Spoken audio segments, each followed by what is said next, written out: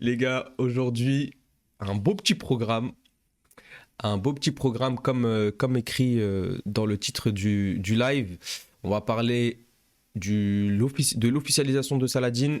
On va parler d'Ares 13. Un petit débrief d'Ares 13, un petit retour sur Ares 13 et sur l'événement d'Ares 13 qui était la conférence de presse d'après-combat à laquelle j'ai participé. Et ouais, de retour du seul live que je suis sur Twitch. Oh, retour du seul live que je suis sur Twitch. Létal. Merci mon frérot Létal, ça fait plaisir. Létal Dij.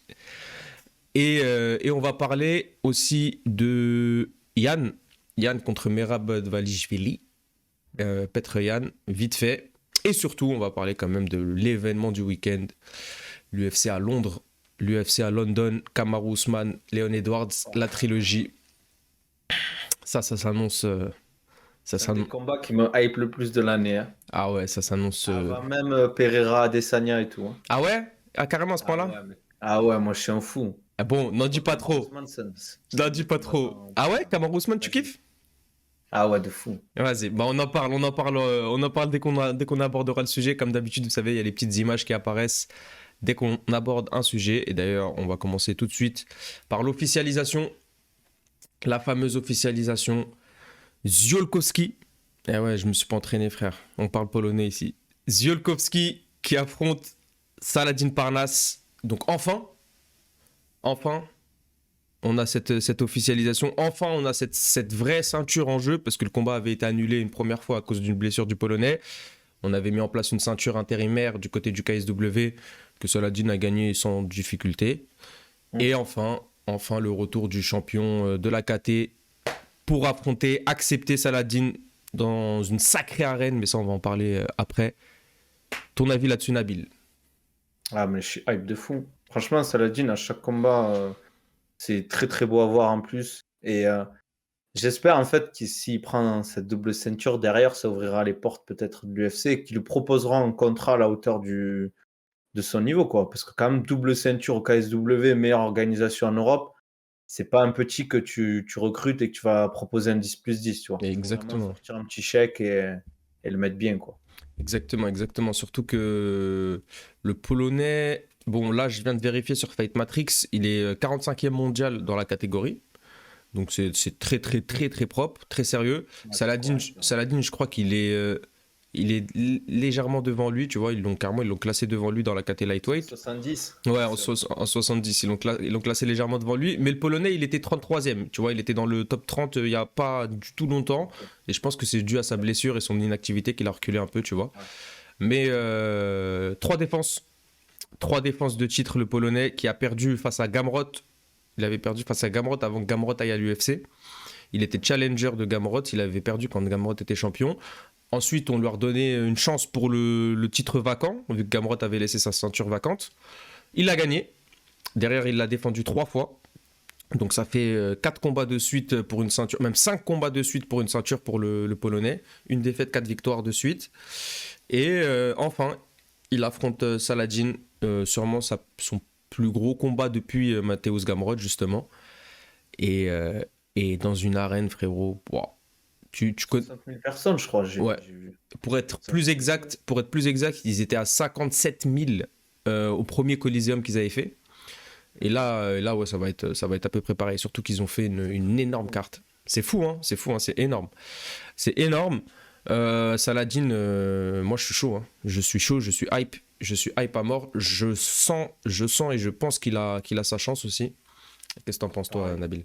Moi, je pense que franchement, enfin, moi, clairement, hein, je le vois favori, hein.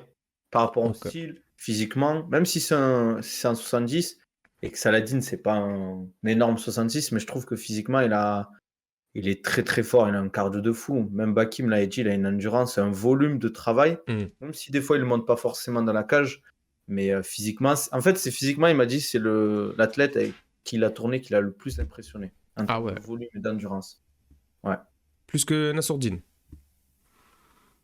Euh, D'après ce qu'il m'a dit après, la sourdine, c'est différent. Il m'a dit qu'il tapait très fort, Ouais, qu'il c'est la bougeait bien. puissance. Ouais, et que c'était dur à le bouger en fait. Bon, après, en Un même temps, mètre ça me choque cinq. pas, hein. En même temps, ça me choque pas. En termes d'athlète pur, Saladin, wow, il est dans un niveau, hein. Il est dans un monde, hein. Il est vraiment dans un monde. Ramzan, Ouais, c'est la guerre mondiale entre les deux, ouais, je te jure. Je te jure. Bah écoute, on va quand même respecter le Polonais. On va quand même respecter le Polonais. Moi, je pense que monter de catégorie, etc., c'est pas facile. On l'a vu dernièrement, c'est le même type de combat qu'il y a eu avec Volkanovski qui est monté affronter le champion des lightweight. Là, c'est la même chose. C'est le champion des feathers qui monte affronter le champion des lightweight. Ziolkowski, c'est pas le plombier du coin, comme j'ai pu voir certains commentaires. Des gens qui connaissent pas. En fait, quand tu connais pas, quand t'es quelqu'un qui connaît pas, et bah, tu penses que c'est un plombier. Ça, c'est le commentaire typique du mec qui suit le MMA depuis 3 mois, tu vois. Il faut savoir que KSW, c'est la meilleure organisation en Europe, En quoi. Europe, clairement. En termes de niveau, quoi. Mm. Cage Warrior, Ares, tout ça, c'est vraiment en dessous par rapport au KSW, quoi. Ouais. D'ailleurs, c'est pas pour rien qu'ils remplissent des salles à quasiment 60 000 personnes, quoi. C'est parce que déjà, il y a une grosse ferveur dans le pays. C'est une très bonne organisation et les combats sont. Moi, je suis pas trop le KSW à part quand il y a des Français, Mm. mais c'est vraiment une organisation dans les pays de l'Est, c'est la référence, quoi. Ouais, clairement. Clairement. Ce combat-là, en plus, ce sera, je crois, soit co-main event, soit le co-main event, tu vois. Ils vont mettre 3 ceintures en jeu, hein. Ils vont mettre 3 ceintures et Khalid Khalidov qui avait battu le gros polonais Podwanski là, il y a pas longtemps. Je crois que lui il sera en main event contre un gars qui doit affronter depuis un moment, etc. Donc ouais, ils ont mis 2 polonais en direct en main event. Ouais. Et ouais, gros combat, j'ai hâte de voir ce que ça donne. Je pense quand même que Salah peut le faire. J'espère qu'il va le faire. Je sens qu'il va le faire. Surtout qu'il a beaucoup de temps pour se préparer. Donc raison de plus. Il a le temps, quoi. Ouais, il a le temps. Raison de plus pour être en confiance. Après, il y a le ramadan qui arrive, etc. Les prépas, c'est jamais à très forte intensité, j'imagine, pendant le ramadan. Mais bon, il aura avril et mai, quoi. Il s'entraîner sérieusement, c'est juste que ça adapte, entre guillemets, en fonction des horaires, mais ça continue à s'entraîner. Des mecs comme Saladin, ça, je sais qu'avec le sérieux qu'il a, il va continuer à s'entraîner quasiment comme il fait. C'est juste qu'il va adapter les intensités, les horaires de travail et tout, je pense. Ouais, surtout qu'en plus, il a l'opportunité de pouvoir monter crescendo en intensité, vu que c'est en juin, tu vois, il aura tout le mois de mai déjà sans ramadan, il aura une moitié d'avril aussi pareil. Donc ouais, il est bien à ce niveau-là. Les gars, dans le chat, dites-nous un petit peu votre favori sur ce combat-là, même si j'ai une petite idée quand même de ce que vous allez me dire. Est-ce que vous êtes plus... Après, il faut respecter le polonais, comme je l'ai dit tout à l'heure. Ouais, hype de ce combat. On en reparlera au moment où on sera dans la semaine du combat hein, directement. On aura l'occasion d'en reparler. Saladin fort. Ah ouais, les gens ils sont chauds. On aura l'occasion d'en reparler. Mais bon, officialisation, enfin, on est content. On passe à la suite. Big événement. Big événement ce week-end en France. Ares 13. Et il y a eu du spectacle.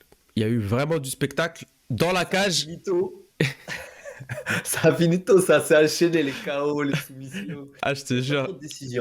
Il y a eu deux... Ah, il y a eu que 2 décisions, frère, sur 10 combats. Ah, c'est énorme quand même, hein. Que 2 décisions, c'est que vraiment, c'était une sacrée carte. C'était une sacrée carte. Il y a un truc qu'il faut prendre en compte, c'est pas une critique, bien évidemment, des combattants, mais en général, quand il y a beaucoup de décisions, peu de décisions, pardon, c'est qu'il y avait quand même une carte qui est un peu déséquilibrée quand même. Parce que plus on avance à niveau, plus tu as de décisions, entre guillemets.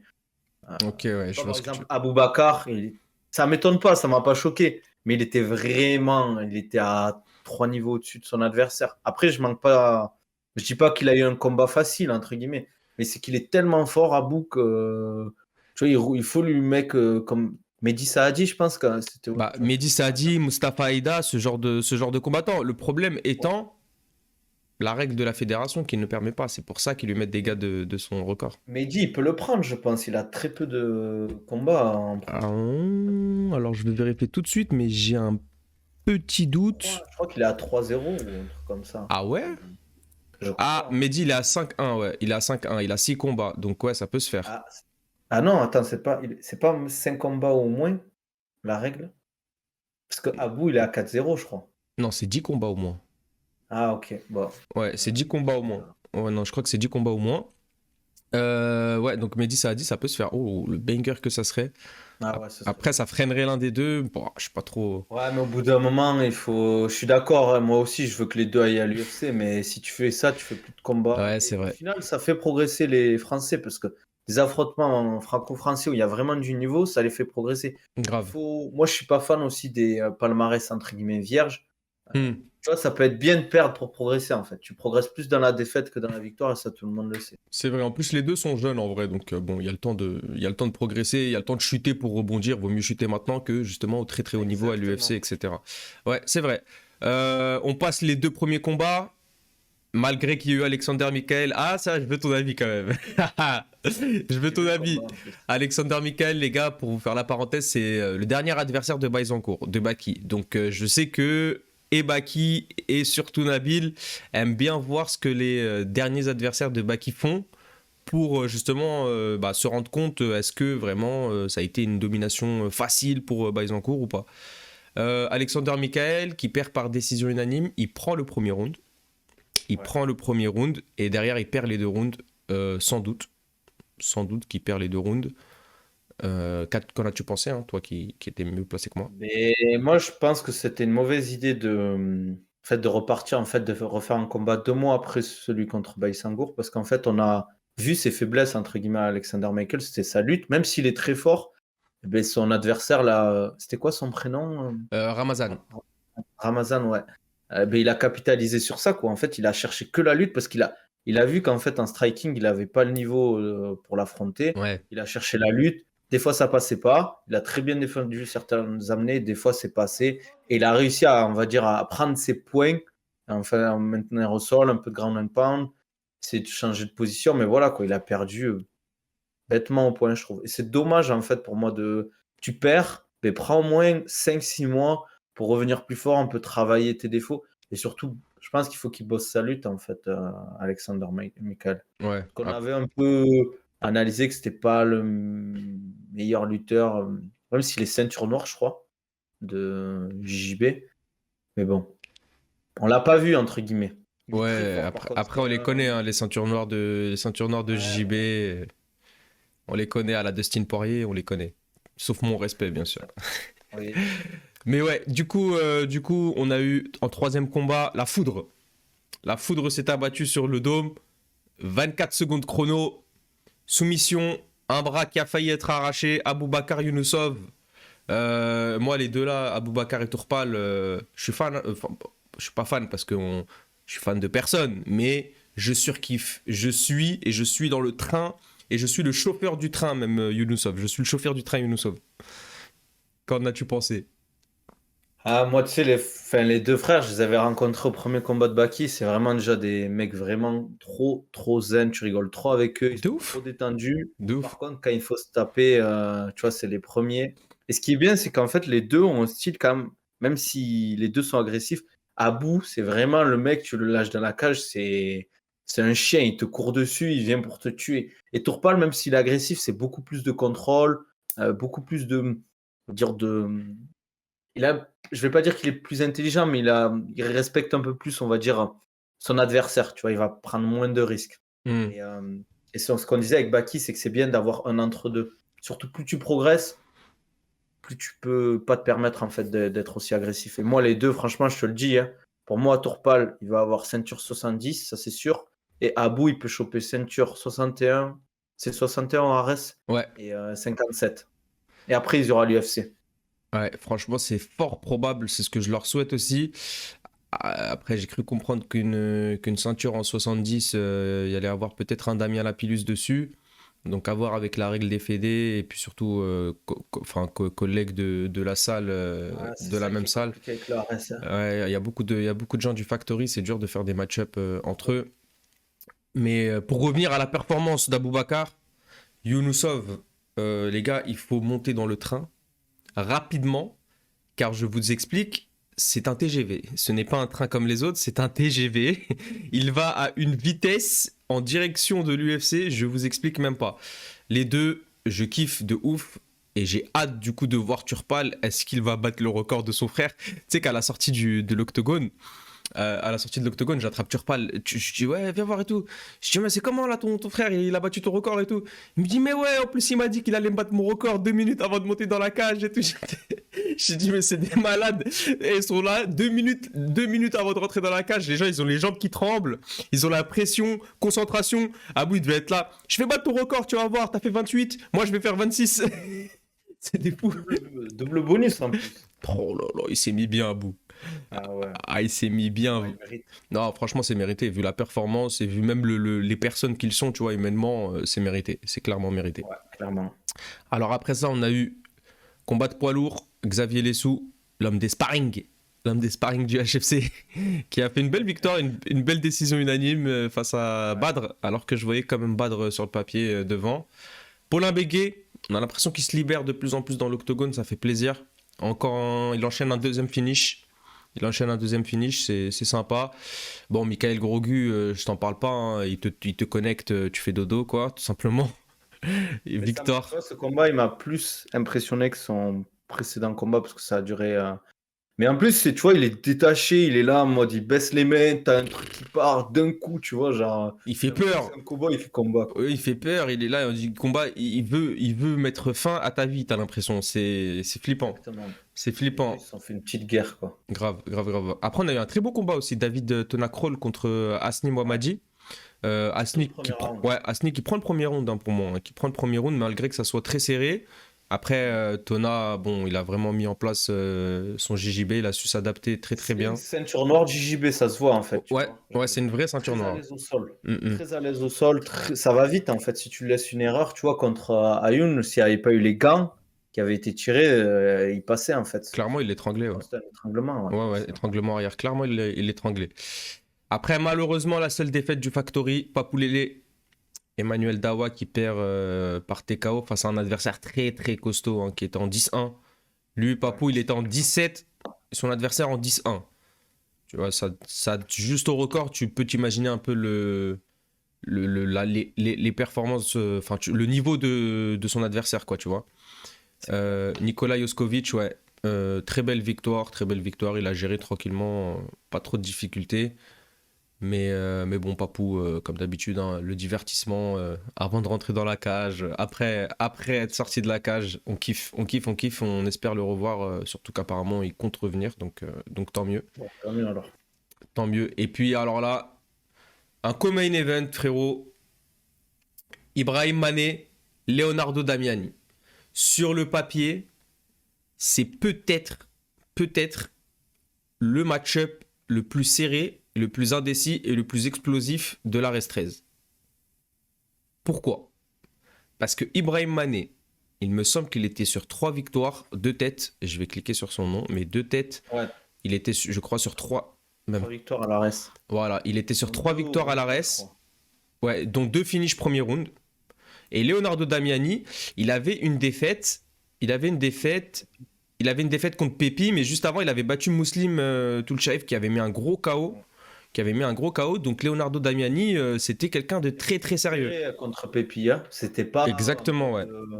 Moi, tu vois, j'aurais pu le voir gagner, hein, tu vois. Ça m'aurait pas choqué de le voir gagner contre Pepi. Totalement. Les deux mains auraient pu être levées, que ce soit l'une ou l'autre. Après, moi, au final, j'avais quand même un petit plus pour Pepi à la finalité du combat, voilà, duo striking, mais franchement, c'était vraiment archi indécis ce combat-là et c'était incroyable. Mais alors là, en plus, frérot, j'ai raté le KO. Ah, moi je l'ai vu, je l'ai pas raté celui-là. Et j'ai tourné la tête au moment où il met le KO. Ça veut dire, je suis en train de regarder le combat en presse, je regarde le combat comme ça, et d'un coup, je parle, il y avait Isma Pugila qui était à côté de moi, et d'un coup, je me retourne pour lui parler, et je tourne la tête comme ça, et j'entends... Oh ça veut dire, j'ai pas vu ce qui se passe, donc je demande à droite, à gauche, il se passe quoi? Ça me dit, oh, head kick, KO, head kick. Mais moi, je me suis dit, bon, ok, il y a eu un KO, Damiani, il a dû un petit peu vaciller, Ibra, il a dû lui rentrer dedans, il a dû envoyer une dizaine de coups, et l'arbitre, il a dû stopper pour TKO, tu vois. Et là, je vois le ralenti, frérot. Et je vois une jambe qui se lève, mais à une vitesse, qui vient taper au niveau de la mâchoire, de la gorge. Mais déjà, je sais même pas comment Damiani, il est pas tombé comme Ousmane, tu vois. Genre, et En qu'il a... plus, tu vois, il a mis du temps quand même à se remettre, entre guillemets. Ouais, Ça se voit, il a... mais parce qu'il en a mangé deux, hein, après, hein. Après, Ah, ça a Ibra, suivi, je me souviens même. après, Ibra, il suit, il lui en met deux, et les deux au ralenti, c'est vraiment deux au menton. Ah, il n'y a pas ça, y a pas ça touche la garde ou quoi, hein. C'est deux au menton qu'il lui met. Et la deuxième, vraiment, sur la deuxième, tu sens que, bon, tout se relâche, tu vois, du côté de Damiani. Parce il est tombé un peu Le cerveau, il a crispé. fait 3 allers-retours, quoi, en fait. Ouais, ouais, voilà. Clairement, il s'est fait éteindre. Il s'est fait éteindre pour, pour dire le terme. Ah ouais, je reçois des appels inconnus, ça veut ma peau. Non, il s'est fait éteindre Ibrahim Mané. Peut-être, apparemment, ça parle de lui, prochain contender pour la ceinture. Ouais, contre soit Mika, soit Pépi. Soit Mika, soit Pépi, si Abdul s'en va, justement. Parce que. Ah, moi, franchement, Abdul, s'il va pas à l'UFC pour Paris, c'est compliqué quand même, là, au bout d'un moment. Je vois pas l'intérêt pour lui de rester à ORS. S'il va pas à l'UFC et que derrière, enfin, il y a quand même le PFL, le Bellator, je vois pas l'intérêt pour lui de rester au RS maintenant qu'il a le double ceinture. Ouais, ouais, ouais, clairement, clairement. Il ferait, ça, on a hâte de le voir à l'UFC, surtout qu'il y a un événement en septembre et que Ouais. j'ai cru comprendre que Abdul était beaucoup plus proche de l'événement UFC Paris 2 que de l'événement UFC Paris 1. Donc à voir. D'accord. À voir, à voir, à voir, mais ça pourrait clairement se faire. Et je pense que Ares, le fait qu'ils aient changé euh, la ceinture de base en ceinture intérimaire, c'est juste au cas où, tu vois. Au cas où, grosse galère. Mais normalement, ça devrait pouvoir le faire, en tout cas on l'espère pour Pour Abdul. moi, juste ce qu'il devrait faire, le RS, à part exception, c'est maintenant les ceintures. Quand tu chopes la ceinture, tu dois au moins la défendre 2 ou 3 fois avant de partir à l'UFC. Parce que je supporte pas en fait ce truc. Tu chopes la ceinture, tu fais des. Ok, tu mérites d'aller à l'UFC. Moi, je suis pas fan de bloquer les gens. Mais tu vois, pour l'organisation et pour nous, tu as Hmm. l'impression. Mais t'as pas de vrai champion, entre guillemets, tu vois. Ouais, je vois ce que Là, tu veux ça fait un dire. moment. Lui, il mérite largement d'aller à l'UFC. Il a le Ok, niveau. ouais. Par exemple, si tu chopes la ceinture, au moins défends-la au moins 3 fois minimum, quoi, avant de partir. Après, c'est ça qui est compliqué, tu vois, un peu. Ça me fait penser un peu au Cage Warrior, tu vois.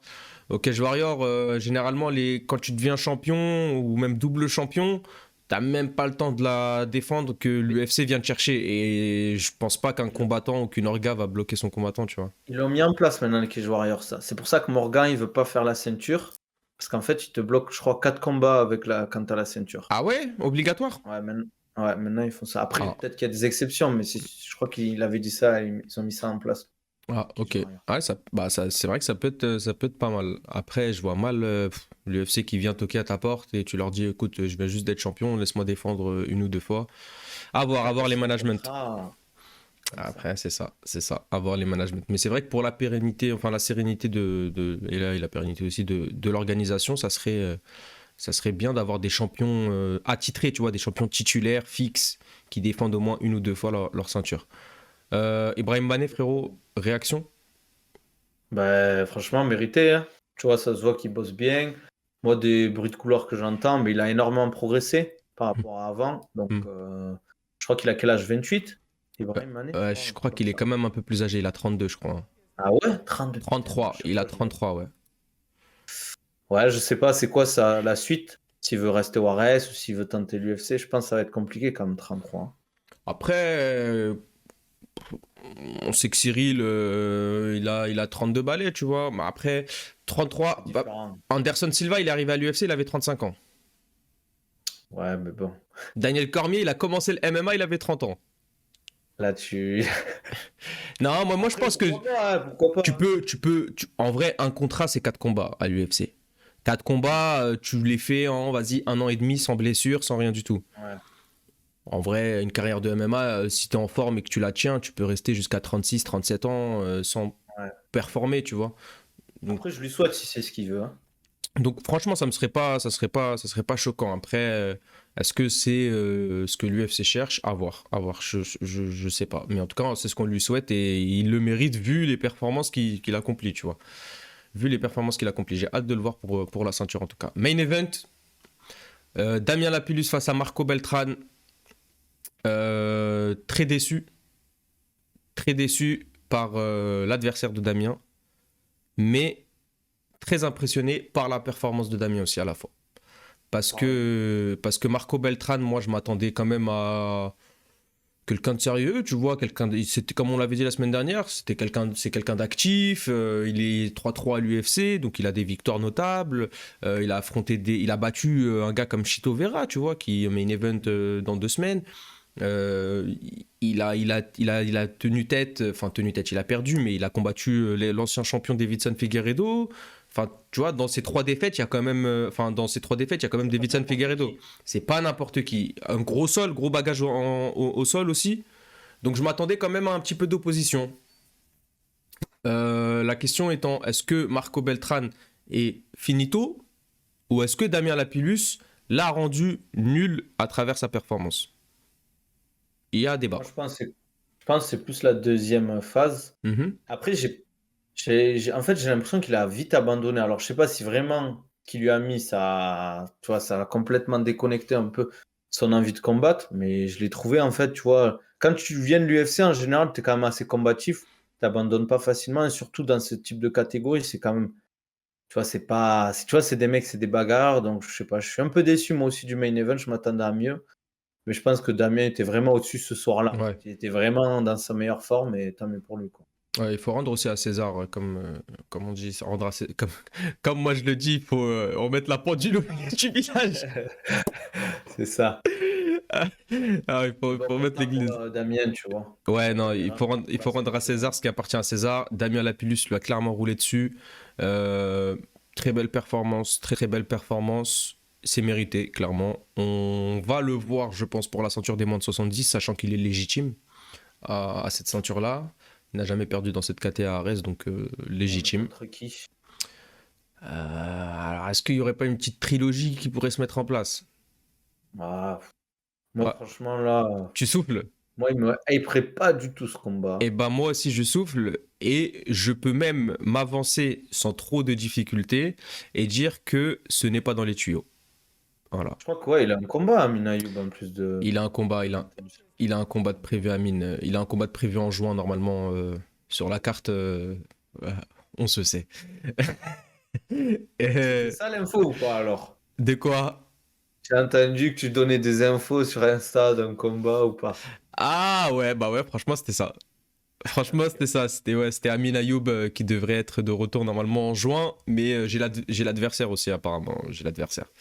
J'ai Il faut l'adversaire. follow sur Insta si vous voulez l'info. Ouais, les gars, si vous voulez l'info, allez follow sur Instagram. Vous allez avoir le lien là qui va s'épingler bientôt. Mais normalement, apparemment, et si tout se passe bien, on pourrait avoir Amin Ayoub en juin contre un adversaire qui remplit les salles. Voilà, c'est mon seul indice. C'est mon seul indice. Doumbé. Non, abuse pas. Abuse pas, abuse pas. 110. Vous avez le Instagram, les gars, on épinglé juste là, donc n'hésitez pas à les donner de la force. En plus, on est bientôt aux 2000. Ça me ferait énormément plaisir. Ok, main event terminé. On clôt la page Ares ou il y a encore un petit truc Il y avait un truc, non? Il y a eu un truc. Ah, il y a eu un petit truc après les combats. Ouais, c'est Il vrai. y a eu l'extra main event. Il y a eu l'extra main event. Donc en fait, ce qui se passe, c'est quoi? C'est que moi, je reçois un message. Parce que je fais partie de la presse. Je reçois un message. Oui, Fernand Lopez donnera une interview, donnera une conférence de presse exclusive après Arrest 13 où il lui répondra à toutes vos questions sur l'UFC, sur le combat Cyril Jones. Ce sera sa seule fois où il répondra aux médias.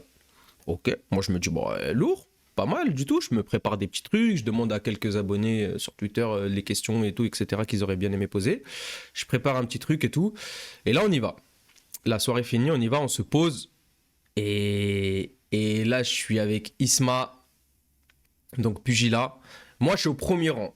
Tu vois, je suis au premier rang de la conférence de presse. Donc derrière moi, j'ai tout le reste des médias. Je me suis placé de manière technico-tactique. Derrière moi, j'ai tous les autres médias. Et pile derrière moi, là, tout de suite derrière moi, la chaise derrière moi, j'ai Isma Pugila, tu vois. Et donc la conférence commence. Ouais, moi, il y a un étranger qui pose une question, je sais pas, un russe, je crois, il pose une question en anglais. Bon, une question pas très importante. Et le micro, bon, moi je demande direct le mic. Je demande le micro, je pose mes petites questions, tout ça. Ok, parfait, ça répond, tranquille. Et direct, hop, je tends le micro comme ça derrière moi. Isma qui attrape le micro. Et là, qui fait du rentre-dedans, clairement. Il fait du rentre-dedans sans hésitation sur Fernand. Et puis moi, il m'avait lu les questions, tu vois. Il m'avait lu les questions qu'il voulait lui poser juste avant la conférence, pendant les combats, tu vois. Et il n'y en a aucune qui m'avait choqué. Je les trouvais toutes légitimes, tu vois. Et donc, il pose ses questions avec un ton un peu virulent, tu vois. Mais ça passe. Ça passe. Et là, il y a Fernand qui reçoit un petit peu mal les réponses. Mais il s'avère que avant même la soirée, il y avait déjà un petit peu d'électricité entre les deux. Tu vois, Fernand, il avait bloqué Isma sur Instagram. Isma, il avait fait une vidéo où il avait écrit en gros titre Fernand est-il le pire coach de France? Point d'interrogation. Tu vois, des trucs comme ça. Ou Fernand, pire coach tout court, tu vois, un truc comme ça. Et donc, Fernand, il l'avait bloqué. Il y avait des petites tensions, tu vois. Isma, il se présente. Et là, Fernand, il fait une phase. Monsieur Ismaël, bonjour. Oh, déjà, je me dis, bon, ça commence bien. Moi, je me frotte les mains au premier rang, je me dis, ça commence bien. Mais je connais Isma, il perd pas ses cojones, tu vois. Je connais Isma, il perd pas ses cojones. Donc, je me dis, bon. On peut pas lui enlever ça. Ouais, on peut pas lui enlever. Donc, je me dis, on va passer un bon moment. Et là, ça commence à parler, ça commence à parloter.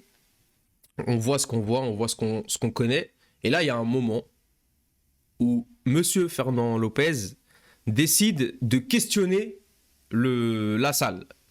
Il décide de questionner tous les médias devant lui et il demande est-ce que vous trouvez que c'est une humiliation, la défaite de Cyril? Et non, il dit levez la main. Il dit levez la main ceux qui trouvent que c'est une humiliation. Donc moi je suis au premier rang. On pose la question, je suis concerné par la question vu qu'il pose la question à tout le monde. Il dit tout le monde ici levez la main ceux qui trouvent que c'est une humiliation. Moi je suis comme ça.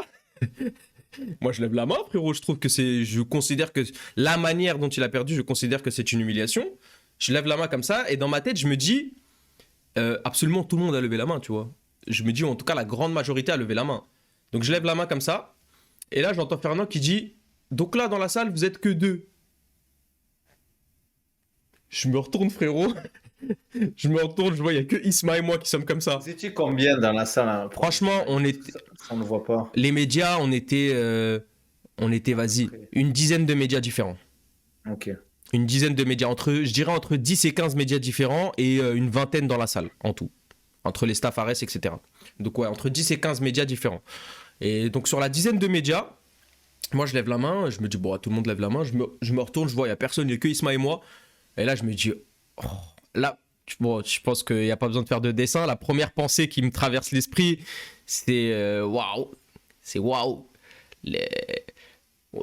On n'est pas fait du même bois, tu vois. Je me dis, waouh, les gens, je sais pas pourquoi, ils avaient l'air tous pliés en deux, en fait. Parce que quand j'ai retourné la tête comme ça, il y avait que des regards fuyants. Les gens, ils regardaient le sol, ils regardaient le plafond. Ça nous regardait, nous, tu vois. Ça regardait Isma et moi parce qu'on avait les mains levées, genre, qu'est-ce qu'ils font? Tu vois, en mode limite, c'était ça.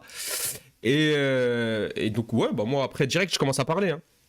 Je lève la main, je commence à parler directement. Même au début, on m'entend dans le live, on m'entend parler sans le micro, tu vois. Car moi, je commence déjà à débuter. Je dis direct pourquoi je trouve que c'est une humiliation. Ensuite, il y a Isma qui me retend le micro. Je termine au micro de donner ma justification. Pour moi, c'est une humiliation parce que la manière, pas le fait de perdre contre John Jones, parce que perdre contre John Jones, ce n'est pas une humiliation en soi, mais perdre de cette manière-là, le fait que John Jones, ça soit sa victoire la plus rapide, qu'il ait eu aucune adversité, donc aucune difficulté à setup tout ce qu'il avait à setup, que bref, son plan s'est déroulé sans aucun accroc, et je pense que ce n'est même pas son plan. Je pense que c'est plus facile que son plan, ce qui s'est passé. Donc pour moi, c'est une humiliation, la manière dont il a perdu. Et ça le restera. Et il s'avère que la grande majorité du public français trouve aussi que c'est une humiliation. Et le terme est dur, mais le terme est logique. D'ailleurs, tu me donneras ton avis toi aussi, Nabil, sur ce terme-là. Mais ouais, donc moi, j'explique pourquoi je trouve que c'est une humiliation. Je repasse le micro à Isma qui donne sa justification aussi. Et là, ça part en cacahuète. Il y a Fernand qui envoie même des pics. Il envoie des pics à Thomas Louberzan. Il y a une question qui lui est posée. Pourquoi ne pas enterrer les querelles? En plus, je voulais grave poser cette question moi aussi. Sauf que déjà, on n'avait même pas le droit de répondre. Tu poses ta question, tu dois donner le micro. Tu peux même pas vraiment répondre. Ça veut dire que je répondais sans micro des fois, tu vois. Tu peux même pas vraiment... Après, ça nous l'a dit, c'est pas vraiment... Ça nous l'a dit, c'est pas un débat, tu vois. Mais bon... voilà, c'était pas très très cordial comme conférence, surtout qu'on avait l'impression que Fernand euh, ne voulait pas reconnaître un minimum que c'est une défaite bizarre, une défaite compliquée, tu vois. Il avait quasiment réponse à tout, il avait réponse à tout, et tout le temps des excuses, et souvent des réponses, tu vois, t'as le point ici, souvent des réponses qui font comme ça, et qui esquivent un peu le sujet de base, tu vois, qui tournent autour du sujet de base. Donc, ouais, un peu compliqué. Le pic sur Thomas Loberzan, j'ai pas très bien compris. Il dit oui, avant de venir aider Cyril, qu'il aide déjà Carla Moussou. Ouais, pas fou, tu vois. Mais bon, après, c'était le Fernand show, tu vois, Ouais. le show de Fernand. Donc, il fait ce qu'il a à faire aussi. Et je suis pas là pour cracher sur personne. Moi, juste, je parle uniquement de cette De ce qui s'est conférence-là. passé.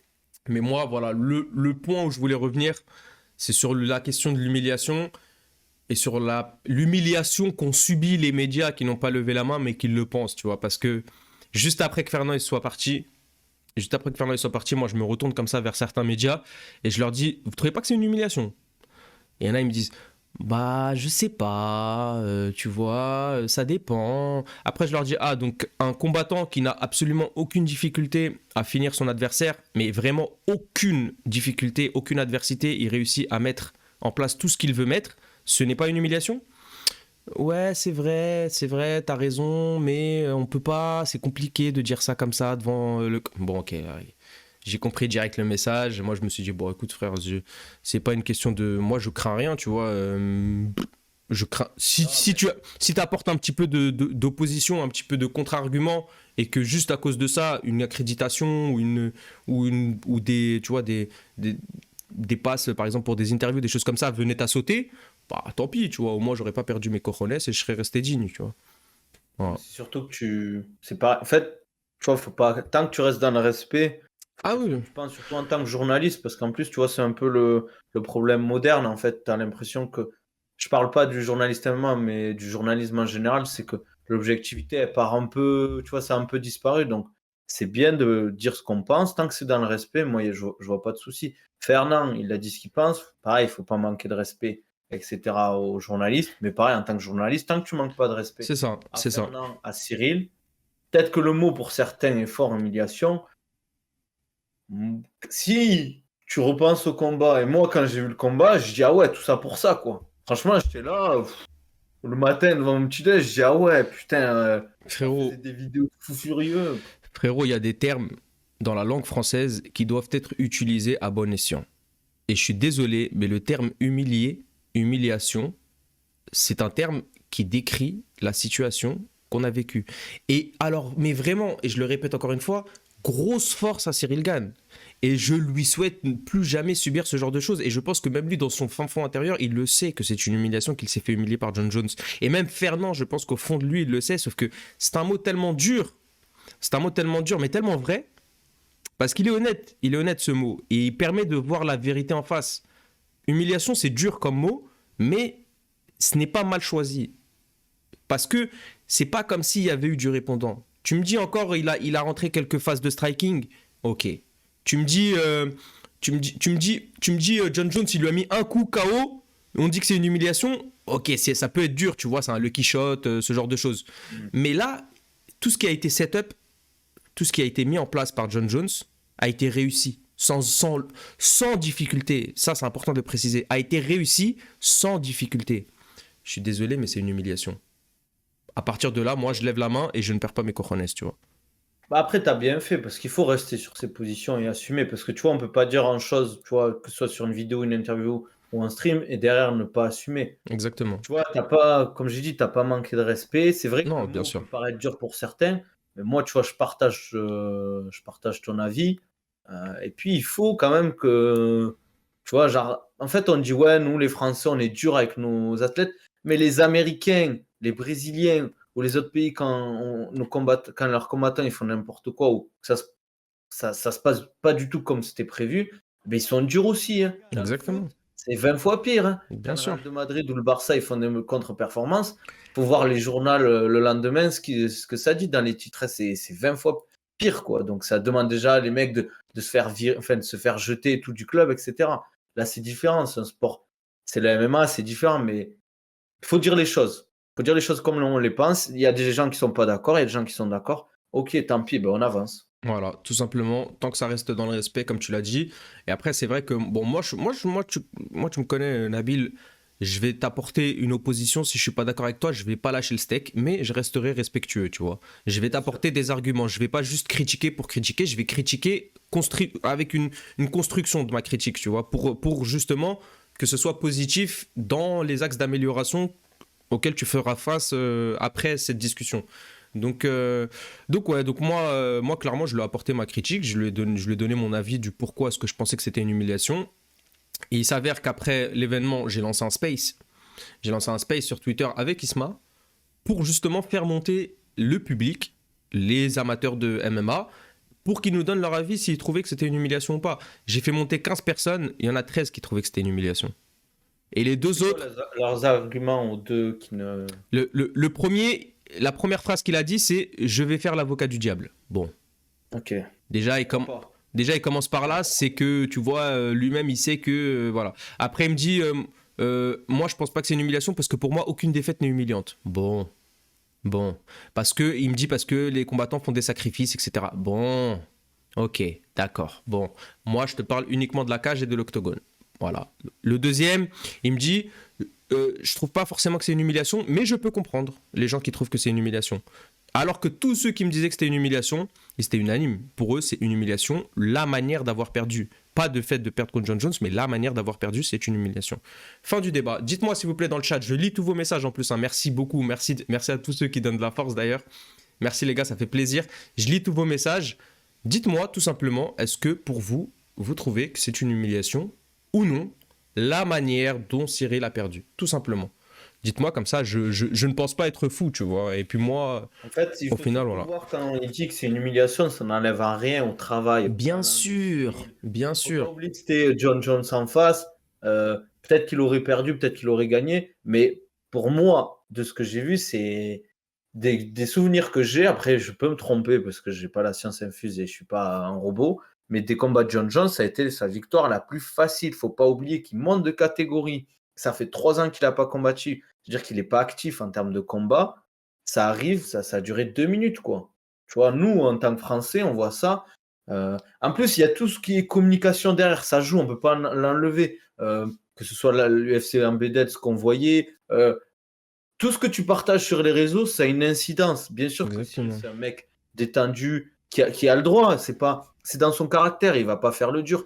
Mais il y a des trucs, nous, en tant que, entre guillemets, fans de MMA, etc., on peut pas occulter. Tu vois, on peut pas enlever ça et parler que de la perf parce que au final, ça fait partie du truc, ça fait partie du jeu. C'est ça, exactement. Après, c'est comme ça. Voilà, c'est exactement ça. Englobe tout un tas de choses qui rendent la performance et le constat humiliant. Voilà, tout simplement. Je pense que dans le chat, la plupart avaient l'air d'accord. Donc, je pense qu'on est d'accord. J'ai vu un message qui était intéressant de la part de Seulvol qui dit perso, moi je trouve que votre position et celle de Fernand sont toutes les deux logiques. Oui, c'est clairement une humiliation, mais c'est le taf de Fernand de défendre Cyril. Exactement. C'est Alors, normal. je suis d'accord, je suis totalement d'accord avec toi. Pour moi, c'est le taf de Fernand de défendre son athlète et d'essayer de maintenir la confiance que son athlète peut avoir, etc. Mais il faut savoir aussi reconnaître ses torts. Après, la problématique aussi, ça, peut-être avant de clôturer, sinon ça a duré une Ouais, ouais, ouais, demi-heure. on va C'est passer. que Fernand, il est un peu un bouclier face à Cyril parce que je sais pas, je suis pas tout, mais Cyril, est-ce qu'il a été interviewé depuis, à part à l'UFC, par des médias? Est-ce qu'il a parlé sur son compte Non, pour expliquer tout? Le problème, c'est que Fernand, en fait, il est un peu en mode bouclier, il prend beaucoup.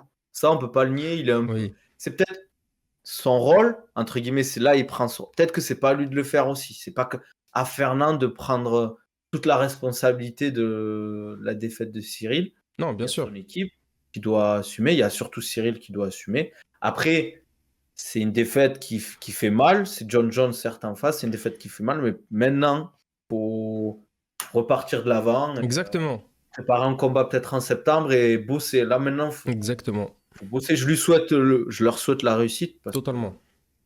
parce que voilà, Cyril, c'est vraiment un mec que j'apprécie en tant que personne, en tant que combattant. Tu vois, il Mm. ramène quelque chose de nouveau dans la catégorie. J'espère que ça va être l'électrochoc qui va le faire J'espère aussi. revenir au plus haut niveau. J'espère, j'ai hâte aussi et je leur souhaite toute la force. Et tous ceux qui insultent, et pas qui critiquent constructivement, tous ceux qui insultent, vraiment, vous n'avez pas de face. Vous n'avez pas de face, ceux qui insultent gratuitement, ceux qui rabaissent gratuitement. Vraiment, vous, je sais même pas ce que vous faites dans la bulle MMA. C'est un sport avec des valeurs, les gars. Si vous n'êtes pas fier d'une performance, soyez constructif ou alors dites rien. Mais ceux qui lâchent des insultes, or, il n'est pas fait pour ce sport, or, je sais pas, qui vous a dit qu'il n'est pas fait pour ce sport? Le gars, il a battu les meilleurs de sa catégorie. C'est parce qu'il a perdu contre les deux, probablement, Les deux monstres. voilà, probablement le meilleur de l'histoire de sa KT, Francis. Si jamais il avait pu perdurer, je pense que ça aurait pu être le GOAT de la KT. Et le GOAT du sport tout court. Donc voilà, faut remettre, tu vois, faut rendre les choses. Remettre l'église Et- au milieu du village. faut remettre l'église au milieu du village, tu vois, et rendre à César ce qui appartient à César. Respectons nos athlètes, donnons de la force et, et surtout, surtout, message à tous les médias, soyez dignes. Soyez dignes, s'il vous plaît. N'ayez pas peur de vos propos et s'il vous plaît, dites ce que vous pensez et ce que votre communauté pense et n'ayez pas peur des conséquences. Je veux dire, vaut mieux être digne. Vaut mieux être digne en vivant sous un pont qu'être une SALOPE dans un palace. Tu vois ce que je veux dire? Voilà, après ça c'est que mon avis, chacun est libre de penser comme il le souhaite. On clôture la conférence de presse. Voilà, c'était la petite parenthèse pour vous expliquer de l'inside comment ça s'est passé. On clôture la conférence de presse, on ouvre le petit débrief de l'événement du week-end. Petroyan contre Merab Dvalishvili. Je lis un peu vos messages, je suis mort. Je suis mort. Et bien sûr, je ne vise aucun média. Hein. Je parle en général. Hein. Même, c'est un message même pour moi-même, même pour Isma, même pour tout le monde. Hein. Soyons dignes plutôt que d'être des SS. Bref, Yann Merab Dvalishvili. Incroyable. Incroyable main event. Pour parler uniquement du main event, incroyable main event. Mais surtout, incroyable performance de Merab qui m'a absolument choqué parce que c'était serré sur le papier. C'était serré, même si je voyais quand même Yann. D'ailleurs, même toi, hein, on voyait tous les deux Yann, il me semble, devant légèrement. Ah, tu m'avais pas dit Petre Yann, toi, semaine dernière? Je crois que je suis Merab, non? Ouh là là, on va demander la VAR là. Regardez le replay là. Ouh là là, je demande la Qui était VAR. là. Les gars. Oh, attends, il y a une alerte.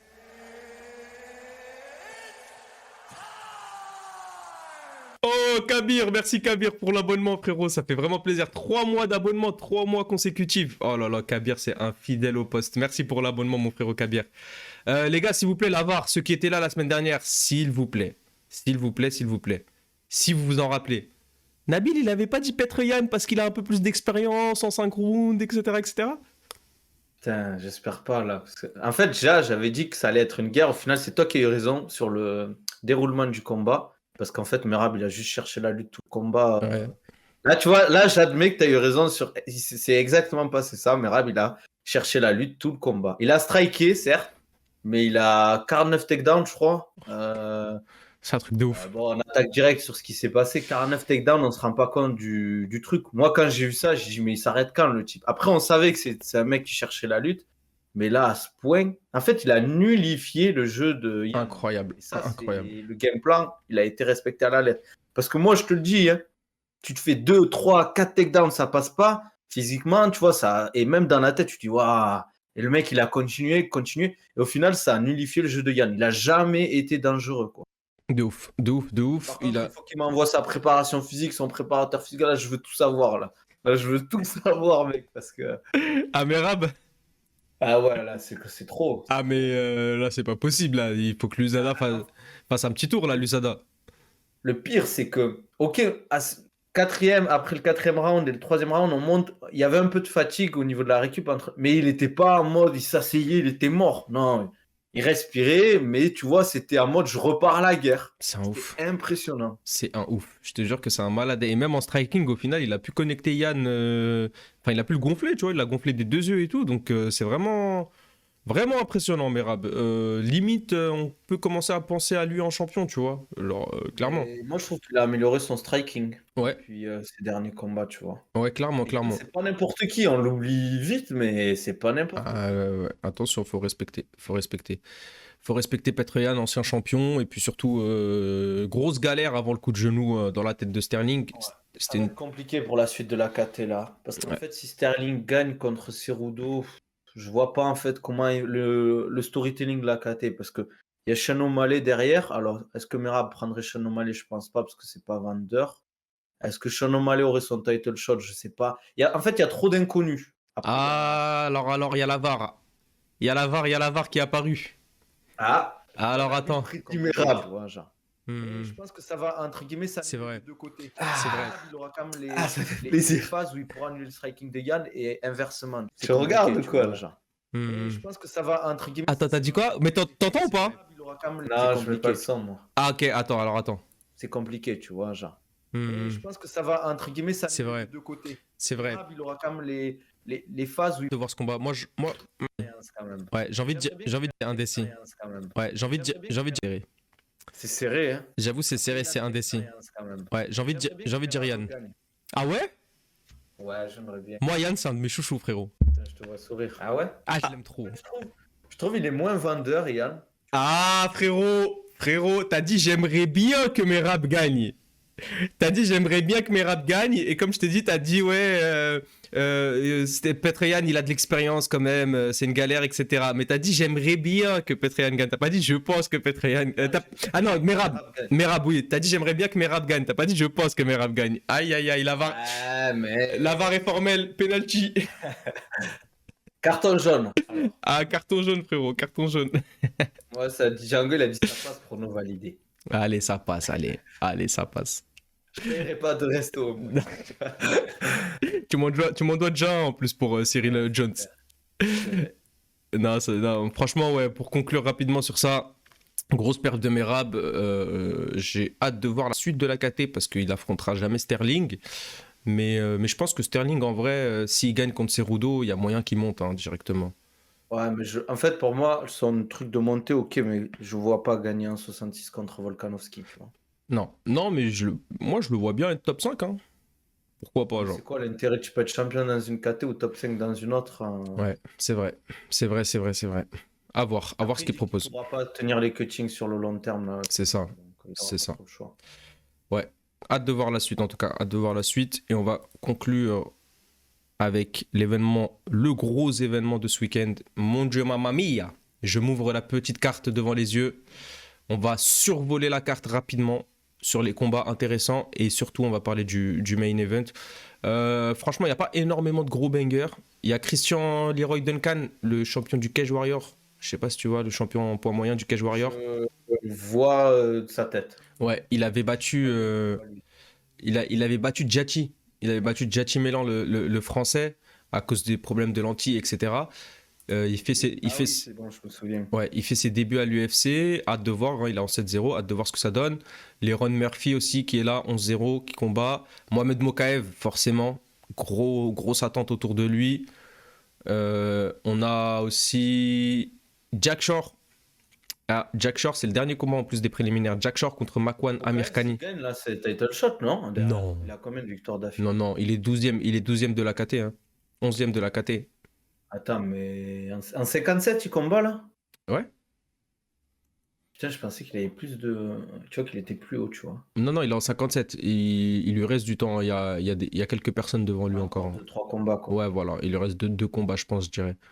Mais ouais. Jack Shore aussi qui combat Makwan Amirkhani. Et après, on rentre sur la main card avec tout de suite du très très lourd. Marvin Vettori contre Roman Dolidze, le géorgien. Et j'ai hâte, parce que j'en suis sûr, mais j'ai hâte de voir Marvin Vettori se faire casser la gueule par Roman Dolidze. Parce que moi, je surkiffe Roman Dolidze. Dolidze, c'est celui qui avait mis une grosse soumission aux Norvégiens la dernière fois, quoi. Exactement, ouais. Voilà. Qui avait battu Jack Hermanson, qui lui avait roulé dessus clairement, avec un calf slide, ou je sais plus comment s'appelle la soumission, je suis pas du JJB les gars, mais une compression du mollet. Un truc compression Ouais, du mollet. ça fait ultra mal ce truc. Ah ouais, ouf, j'imagine même pas. Mais en tout cas, il a bien tapé, En plus, vite. le Norvégien, il est pas mauvais en grappling, hein. C'est pas une chèvre en grappling, hein. Grave.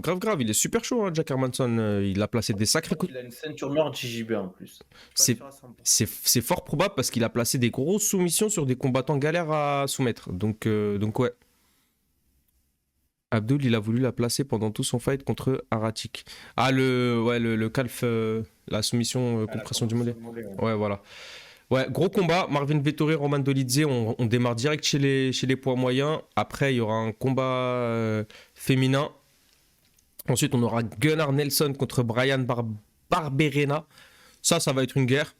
C'est pas un gros combat en mode waouh, l'un va avoir peut-être un title shot ou waouh, dans la KT ou quoi. Mais ça va être une grosse guerre. C'est pour ça qu'ils nous l'ont mis en main card en plus. Et alors là, plus besoin de regarder la carte. J'ai juste besoin de regarder mon live. On a les deux combats, le co-main event et le main event. Et que dire? Justin Gaethje, Raphaël Fiziev. Frérot, j'attends limite ce combat plus que le main event. Rien que ça aurait pu être un main event, tu vois. C'est juste qu'il n'y a pas de ceinture en jeu, mais Mon le combat, il Dieu. va être incroyable. Mon Dieu. Raphaël Fiziev contre Justin Gaethje. Je crois que les gens... Je crois que vraiment... En fait, je comprends pas comment les gens ne cassent pas leur tête à chaque fois qu'ils pensent à ce combat. Mais moi, je pète ma tête, frérot. Le niveau de striking qu'on va avoir...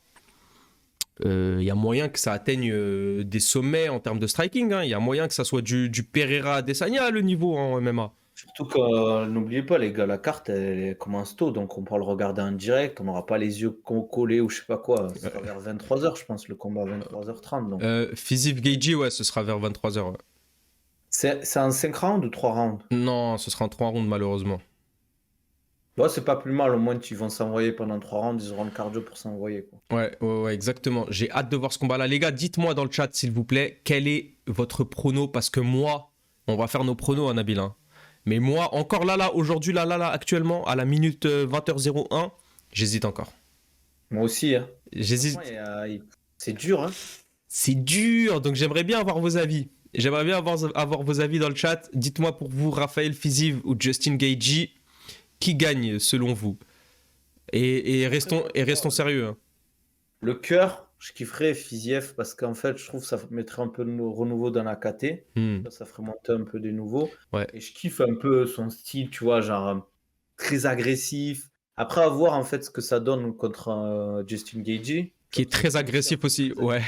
Je cherche la guerre en fait, tu vois, donc à voir ce que ça va donner, quoi. J'ai hâte de voir. Après, quand même, Justin Gaethje, il a une arme que Fiziev, je dirais pas qu'il a pas, mais qu'on n'a pas encore assez vu, c'est la lutte, tu vois. Justin Gaethje, s'il part sur de la lutte, peut-être que le game plan, ça va être ça, je sais pas, mais à voir comment ça va se passer. Ouais, et pour les plus timides de nos viewers, vous avez un petit sondage qui vient d'apparaître là dans le chat. Vous pouvez voter si vous ne voulez pas parler dans le chat. Ouais, allez, moi je vais voter et après je vous dis qui j'ai voté.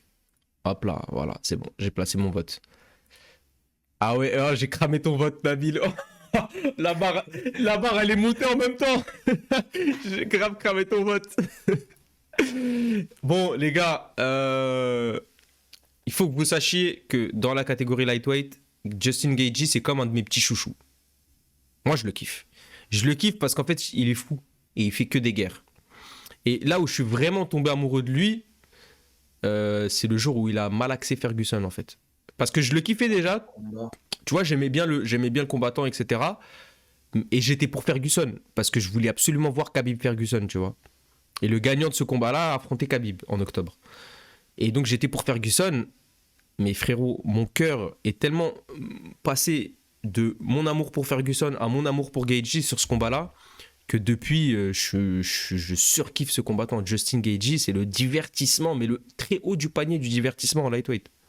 Ce combat contre Ferguson, tu fermes les yeux, mec, tu te dis, mais qu'est-ce qui se passe? T'entends? Parce que c'était pendant le huis clos. Confinement. Ouais. Donc c'était huis clos, mec, le son du combat. Et tu vois, j'ai kiffé cette période parce que t'entendais tout ce que disaient les coachs et t'entendais en fait les coups. Et là, tu te rends compte en fait Terrible, de la destruction qu'ils se mettent, les mecs, tu vois. Genre, ça terrible, s'envoie des boîtes. Hein. terrible, terrible. Et 64% pour Raphaël Fiziv, hein, malgré tout, dans le sondage. Et j'ai vu dans le chat aussi que la plupart pensent Fiziv, et même il y en a qui pensent Fiziv par finish. Je vois pas Gaethje se faire finir après Fiziv. Attention, il a de la dynamite. Il a de la dynamite dans les points. Ouais, ouais, c'est les deux. Enfin, c'est pour ça que ce combat, c'est un délire. Ouais. Allez, on se mouille. Franchement, allez. Allez, je me mouille. Fiziev, deuxième round. Ouf. TKO. Ah oui, tu t'es Ouais. bien mouillé même. Ouais, je me mouille, mec. Oh. Franchement, si ça va la décision, là, après si c'est une guerre, tant mieux. Mais si ça va la décision, c'est grave. Parce que je pense pas qu'ils vont se. Tu vois, ils veulent marquer les esprits, les deux. Parce que Justin Gaethje, je crois qu'il a dit dans une des vidéos là, d'Anatomy of Fighter, tu vois, il se voyait encore combattre 3-4 fois, tu vois. Tu vois, Ok. il veut un peu en mode. Il sait que c'est pas en fin de carrière, mais Hmm. il veut marquer les esprits, tu vois. Ok. Bon, moi, mon avis, je vois Raphaël Fiziv. Je vois Raphaël Fiziv parce que pour moi, c'est la nouvelle génération. Il est frais, il est jeune, il est là pour tout casser. Il a un objectif. Gaethje, voilà, il a eu ses chances pour le titre. Il a eu deux. Ah non, il a eu qu'une chance ou deux chances. Il a perdu contre. Ah oui, contre Oliveira, il a perdu aussi contre Oliveira. Il a eu deux chances pour le titre. Je le vois pas refaire un nouveau run vers le titre. Et je le vois mal déborder Fiziv en fait. Je le vois mal déborder Fiziv en striking. Et je pense pas que sa lutte sera hyper efficace contre Fiziv, qui est très très complet. Après, un finish. Est-ce que je vois Justin Gaethje se faire finir après avoir vu les parpaings, qu'il a mangé contre Chandler? Si c'est pas une soumission, j'ai du mal à voir Justin Gaethje se faire finir. Je dirais Fiziv décision. Ah ouais. Ouais, Décision, franchement, tu crois? ouais. Je vois bien. En fait, t'as vu, Oh, mec, hein. je vois bien un combat où on se dit, oh, ça ira jamais à la décision, comme Chandler fait Gaethje, tu vois. Un combat, on se dit, oh, ça ira jamais à la décision. Il y en a un des deux qui va se faire finir, et au final, ça va à la décision après une grosse guerre. Tu vois, je vois bien un combat un peu comme face à Chandler, mais où Fiziv contrôle un peu plus le striking, tu vois. Ouais. Donc ouais, je vois bien Fiziv décision et un combat explosif et pourquoi pas serré. Toi, tu prends moins de risques. Ouais, bon, quand même, hein, c'est plus risqué. Hein, le combat, il est censé se finir. Non, mais Hein. j'avoue que qu'aller à la décision, c'est pas si. Enfin. Ouais, c'est un peu ça serait surprenant, quand même. Ouais. Pareil, guerre nucléaire et ça va aller décision. Ouais, Kabir qui est d'accord avec moi, le boss du monde. Moi, tu vois, le style de Fiziev, il est très intéressant face à Gaethje. Tu vois, il a un très très bon clinch. Et en fait, tu vois, une façon de bouger, Ouais, d'envoyer ses coups, c'est vraiment particulier à voir. Tu vois, de ouf. tu vois, ça doit être très très chiant de l'affronter, ce mec. Parce que tu sais pas en fait d'où ça va partir et où ça va aller. Et ça va très vite, tu vois. Oh, On Lou. dirait que c'est un 70 qui tape comme un 61, tu vois. Exactement, exactement, ouais, grave. Oh, il y a Lou qui dit, ouais, ancienne génération contre nouvelle génération, c'est exactement ça, là. C'est vraiment la passation de pouvoir entre les anciens et les nouveaux. Et j'aime bien la tournure que ça prend hein, chez les lightweight, les Poirier, Chandler. Poirier, ils prennent la même chose, genre un Saroukia, un truc comme Oh, ça. ça Tu vois. serait incroyable. Ça serait incroyable. Ouais, hâte de voir ce que ça donne et surtout, hâte de voir le main event. Parce que mon Dieu, la trilogie, et t'as vu, c'est rare qu'une trilogie, ça nous hype autant. Ouais. Parce que, allez, troisième combat, ça va. Ça va, on a vu et on a revu.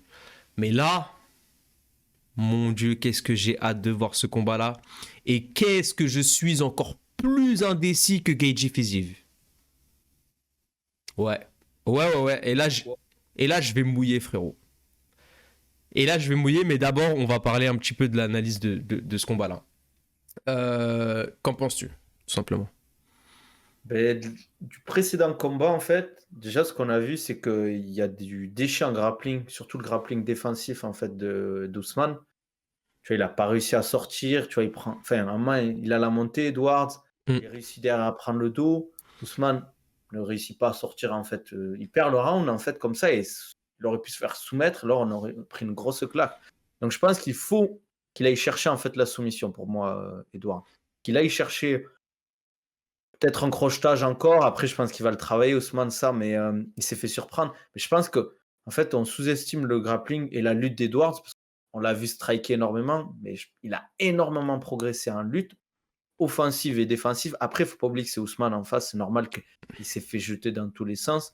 Mais je pense que, en fait, il a plus d'armes, entre guillemets, tu vois, Edwards. Il a son grappling, son striking et sa lutte pour chercher la soumission. Il ne va pas tout pendant 5 rounds chercher la lutte, essayer d'envoyer Ousmane au sol. Ça ne marchera pas. Tandis qu'Ousmane, lui, il a une anglaise de fou furieux, une lutte de fou furieux, mais son grappling offensif, je ne le trouve pas incroyable, et son grappling défensif encore moins. C'est normal, après, il joue avec ses forces. Il est très puissant, très fort, très endurant aussi. Il a du béton dans les mains, il fait très mal.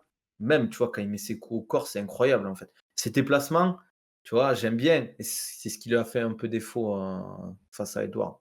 Je le vois comme ça, le combat. Après, je pense qu'Ousmane, il va arriver comme un fou, tu vois. Je pense que ça va être ultra serré encore comme combat. Mais je vois quand même Ousmane plus favori parce que le dernier combat, même si Edouard connecte Ousmane et qu'il a gagné son premier round, tu peux pas en fait rattraper tout ce qui s'est passé. Tu vois, le game plan qu'a mis Ousmane en place, en 6 mois, c'est trop compliqué à. S'il fait la même chose, Ousmane, je pense qu'il a énormément de chances de gagner encore. Ok. Moi, je le vois récupérer sa ceinture. Voilà, je me mouille. Ok.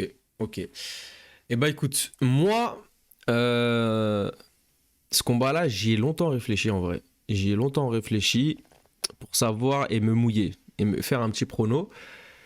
Et j'ai peut-être une conclusion un petit peu bateau, mais je mettrai une petite pièce sur Edwards. Alors pourquoi est-ce que je mettrai une petite pièce sur Edwards? Parce que je prends en compte le dernier combat. Je prends en compte le dernier combat et le gros KO qu'Ousmane a mangé. Et je me dis, forcément, c'est sûr, et forcément, il ne sera pas pareil. C'est-à-dire qu'il n'abordera pas le striking de la même manière que son dernier combat, parce qu'il s'est fait piéger, parce que c'est pas un coup chanceux de Edwards. Hein. Il a vraiment set up son high kick, il a vraiment mis en place son truc et s'est préparé. Donc je pense qu'Ousmane, il sera beaucoup plus sur la défensive et prêt à défendre les coups en striking de Edwards. Et je pense que ça peut peut-être lui porter préjudice dans le sens où ça va changer sa manière de combattre.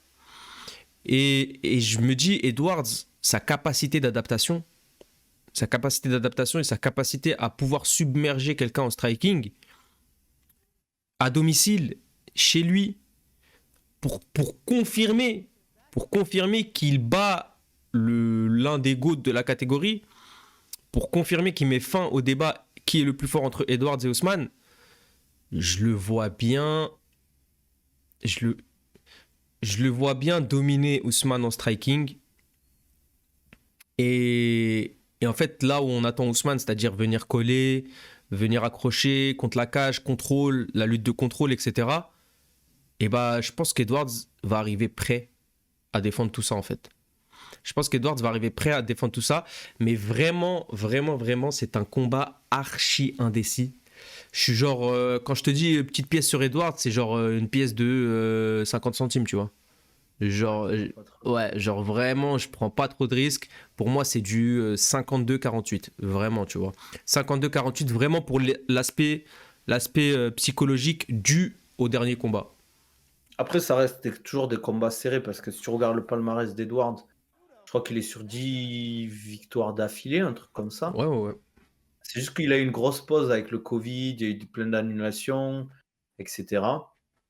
Pour moi, tu vois, là, actuellement, si tu enlèves Shimaev, la catégorie, les deux sont vraiment au-dessus de la KT, tu vois. Parce que, en fait, Edward, c'est juste qu'il a eu un chemin très compliqué. Et Ousmane, il dominait la KT, quoi. Donc, c'est les deux plus gros welters qu'on a actuellement.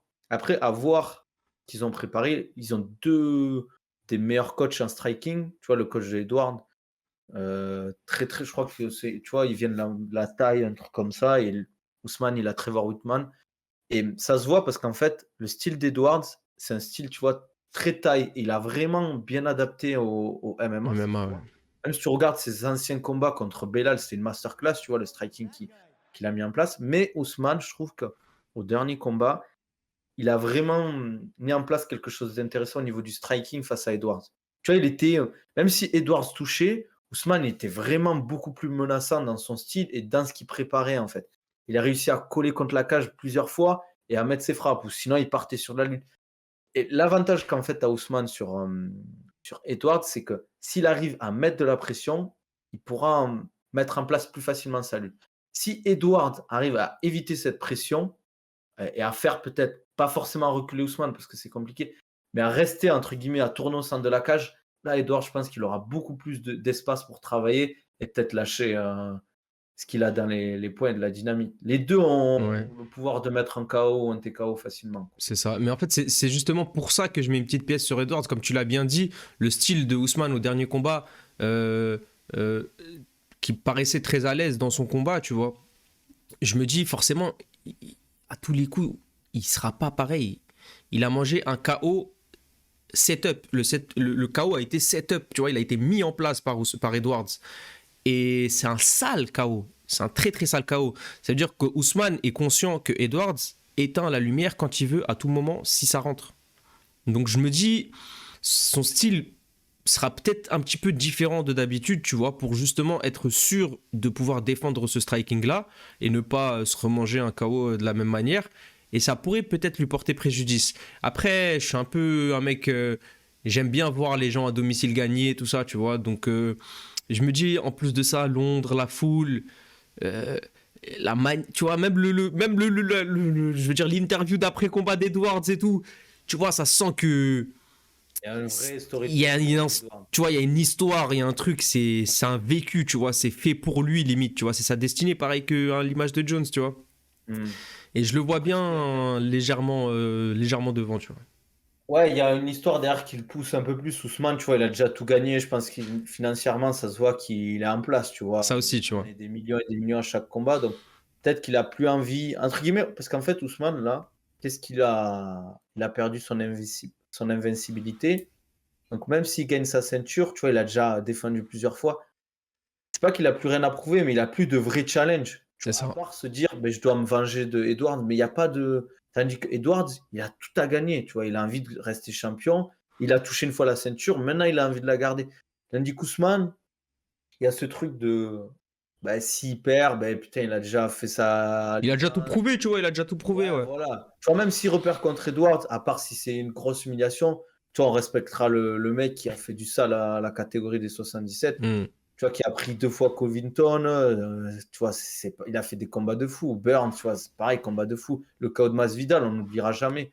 Et Nick Edwards, derrière, tu vois, il a encore les crocs, je pense. Après, je pense que, tu vois, c'est que des suppositions. Oui, Hein. bah, c'est ça, c'est Je ça. pense qu'Ousmane, il a peut-être les crocs, mais c'est difficile à dire. Tu vois, c'est Exactement. pas facile en tant que combattant de se dire, je vais me tuer. Après, j'ai vu qu'il a fait encore le training camp avec Trevor Whitman, et c'est loin de chez lui, parce que lui, il est en Floride et Hmm. Colorado, je crois, Denver. Donc c'est à l'autre bout du pays. Je pense qu'il va arriver armé, calibré, comme dirait l'autre. On va avoir un beau combat. On est Après, il chargé, ne faut pas armé, sous-estimer calibré. l'anti-lutte de Edwards. Je pense Ouais, qu'on sous-estime vraiment cette anti-lutte. ouais, Même ouais, s'il s'est fait jeter beaucoup de fois au sol, attention. Hein. ouais, ouais, ouais. Moi, de ce que je vois dans ses entraînements, c'est du solide. Et en 6 ans, 7 ans, par rapport à ses anciens combats, c'est le jour et la nuit. Et pourtant, il avait déjà une bonne lutte. C'est vrai. C'est pas la lutte de Ousmane, c'est sûr. C'est vrai, c'est vrai. Ouais, je suis d'accord avec toi. Très, très serré, hein, très, très indécis comme combat. Même physiquement, en fait, il a évolué. Tu vois, il y Ouais, a ses premiers combats à l'UFC maintenant, franchement, physiquement, c'est un autre niveau. Hein. ouais, ça n'a rien à voir. Ça n'a rien à voir, clairement. Ah, les deux, athlétiquement parlant, c'est waouh, Ah, c'est un monde. C'est un monde. Et les gars, merci tous ceux qui lâchent des follow à la chaîne. Maxou, Ryan, Makassi. Merci à tous. Je vous remercierai après une fois qu'on aura coupé parce que ça, ce sera pour la rediff YouTube. Voilà, je pense qu'on a fait le tour. Le tour de l'actualité. On a bien parlé du main event et du co-main event de ce week-end. Ce sera aux horaires européens, les amis. En direct, comme d'habitude, live tweet sur Culture MMA partout, les réseaux sociaux, Twitter, Instagram, bim bam boum. Vous avez le Insta, le lien du Instagram qui est en épinglé juste là. Allez donner de la force. Pour les gens de YouTube, vous avez le lien Instagram dans la bio. Pareil, n'hésitez pas à vous abonner, commenter, partager. Enfin, vous connaissez la totale, bien sûr, encore une fois, si ça vous a plu. Je vais faire Et la pub aussi, parce qu'il ne sait pas trop pubé des fois. Hein. ah, c'est par là. Les gars, si vous avez Amazon Prime, vous avez un Prime gratuit à offrir au frérot. Ah ouais, c'est C'est vrai. gratuit. C'est Ça vrai. lui fait un petit revenu. Il peut vous proposer encore plus de vidéos comme il a fait avec Baki. Tu vois, venir au RS. Parce que n'oubliez pas, les gars, même s'il kiffe le truc, ça reste énormément de temps et de travail. Il nous le propose gratuitement. Donc, C'est vrai. pensez à soutenir le frérot. Et voilà, ça lui fait plaisir, ça me fera plaisir. C'est vrai, merci frérot. Merci, c'est vrai, t'as raison. Ouais, les gars, bah écoutez, vous avez, comme il vous a dit, hein, vous avez l'abonnement Prime qui est gratuit, ça me donne de la force à moi, donc si vous voulez, n'hésitez surtout pas. Et puis, là, vous avez Nabil Takali, il y a son arrobase qui est juste là. Attendez, comme ça, voilà, qui est juste là. Tac, juste en dessous de sa tête. Allez lui donner de la force. Tous ceux qui veulent des coachs, des conseils en sport, etc., envoyez-lui un DM. C'est un coach. Bref, c'est le meilleur de France. Voilà, je me mouille, les gars. Regardez Baki, regardez Baïsancourt, regardez le physique de Baïsancourt et ses performances. Et bah, ça, c'est Nabil. Voilà, vous cassez pas la tête, ça vient de Nabil. Donc, pas besoin de douter de son niveau. Tous ceux qui veulent des conseils, grappling, JJB, n'importe quel sport, Nabil Takali directement. Il stream. Il stream sur Twitch aussi. Il stream sur Twitch. Donc, vous avez pareil dans sa bio sur Instagram, vous avez ses liens Twitch, etc. Donc, allez lui donner de la force aussi sur Twitch.